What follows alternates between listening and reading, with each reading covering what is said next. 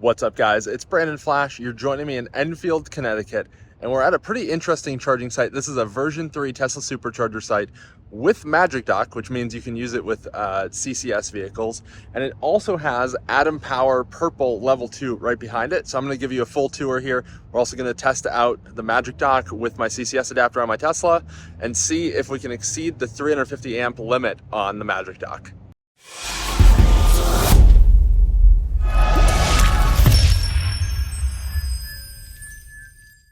So before we check out the Magic Dock itself, let me just give you a full tour of this site.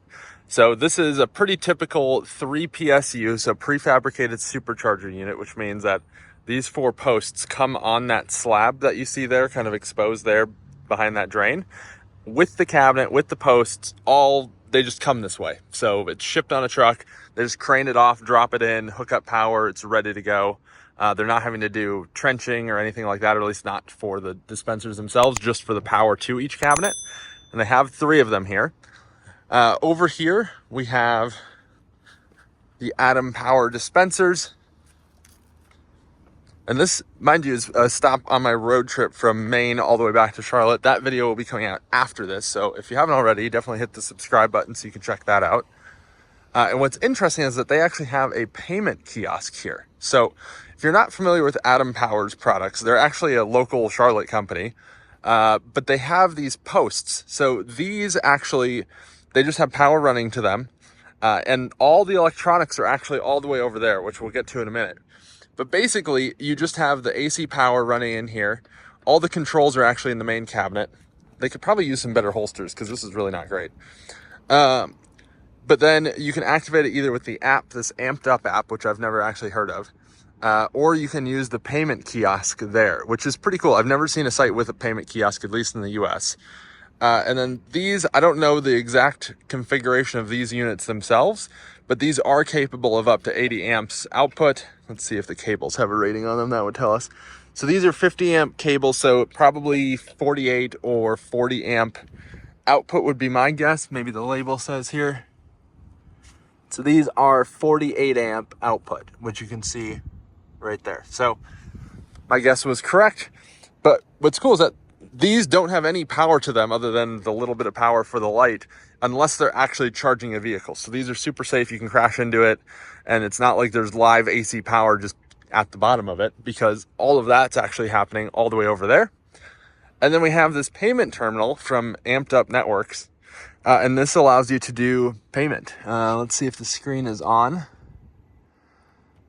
And looks like it's just on some stuck screen. So that's really not that promising, unfortunately. But the concept is good. Let's hope they get that fixed and working. There we have another one. So each one of those is dual output. And then, as I mentioned, all of the electronics and charging logic and things like that are actually happening in a smart panel. So this is a 400 amp panel. I don't know exactly how much power it actually has coming into it, but it can do up to 400 amps and it can have 14 outputs. And then there are actually solid state circuit breakers that are doing all of the charge logic, because PLC is actually pretty basic, which is power line communication, which is how the J1772 protocol works. But all of that's happening in here. So like I said, nothing is actually really happening there other than just passing the current through. Looks like they have a dedicated service here for that. You've got their disconnects, all that fun stuff. And then they have some network connectivity over here. And I believe that 150 kVA transformer over there is for the level 2 installation. I could be wrong. It might be fed off the same transformer, but that would be a little bit odd. Let's just check the voltage on this transformer. This is probably a 240 120 or maybe a 208 120. Hopefully they went with a 240 because that would make it more effective. And do we have a label is the question. At least a label with secondary voltages. You can see it's 150 kVA, but I'm not seeing a label with secondary voltages. Maybe here. Or here, 208 120. So there we go. So unfortunately, it's not a 240 120 because that would make the 48 amps more effective. But so be it. And then here we have the 1000 kVA. So this is 480, 277, and that's feeding the transformer. So that's totally normal. And going back to the supercharger installation. So here we have what I believe is a 1600 amp. Yep, 1600 amp cabinet. And this is feeding those 4 dispensers.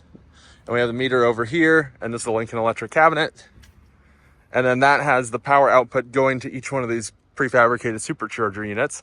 And you may be asking, if you're really into the videos that I make, why they have this distribution cabinet. Well, in areas that can't meter at the transformer, so notice the meter was not attached to the transformer, they actually have to have a metering cabinet for the utility. So that's why the meter is here on the side of the cabinet. So the power has to come in here and then be distributed out, rather than being able to go directly from the transformer in a case where you could meter at the transformer. So just to add some complexity there. But now let's go over to my car, and we're first going to see just how it is to pull the cable out, use it like a normal supercharger in a Tesla, because I do have a Tesla, of course. And then we're also going to try activating it as if I was a CCS driver, and then using my CCS adapter and seeing if we can exceed the 350 amp limit. So that comes out nice and easy. You do have to give it a little bit more of a firm pull, but got that plugged in, and I have it in service mode here so that we can see the current. And we're just going to charge very, very briefly just to see that we can go over 350 amps. Okay, there we go. So 370 amps or so, and then we're going to unplug. Works just like any other version 3 supercharger. We'll put it back up in there. I've got my second phone here. So here we have the Enfield, Connecticut. Let's see if I can screen record this or make it a little bit more legible for you guys. We're on stall 2C. So we're at Enfield, Connecticut. This is in the charge your non-Tesla section of the Tesla app. So you can see 51 cents per kilowatt hour there. And then for my Tesla, so 41 cents per kilowatt hour. I'm also curious how this is going to bill me if I activate it this way. So it kind of gives you a walkthrough of how to do this. So to take the Magic Dock out, you have to push in and then pull out, okay? And then to stop charging, you stop in the app and then push the latch. But this doesn't necessarily 100% apply when you're using it with a Tesla, because I'm kind of breaking the system here. So we're on 2C, and I have my card on file, 51 cents a kilowatt hour. Just going to screenshot that. So we'll unlock adapter. I heard a tiny click on the station there. And then we've got this undock adapter and plug in, push the handle into the dock, then pull out, and it may take up to 2 minutes to start charging, okay? We'll open my charge port there. We're going to do the motion, so we'll push in. You can hear that click, and then we'll pull out. So there we have it. There we have the CCS adapter. With Magic Dock, you cannot just remove this or anything like that. You can see the micro switch in there though. So that's interesting. And there you have the part number. Looks like this thing's seen a little bit better days. I don't actually see a current rating on this, which is interesting. But you can see all the pins and everything. And I'm just gonna hold this, not the easiest thing to do with one hand while filming. So we'll make this contraption and we'll plug it in here. Now we're gonna go into the car and we're going to see if we can exceed 350 amps. So it's ramping up.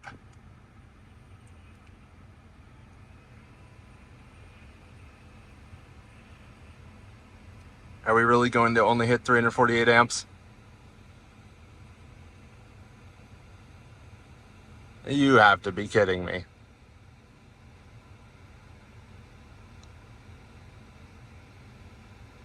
So I'm not 100% sure if that was a limitation because of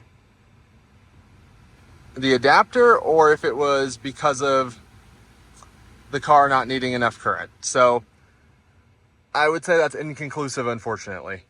So interestingly, it did give me a charge error on the app on the non-Tesla charging screen. So it seemed to have switched to using the Tesla communication method. So instead of using CCS communication.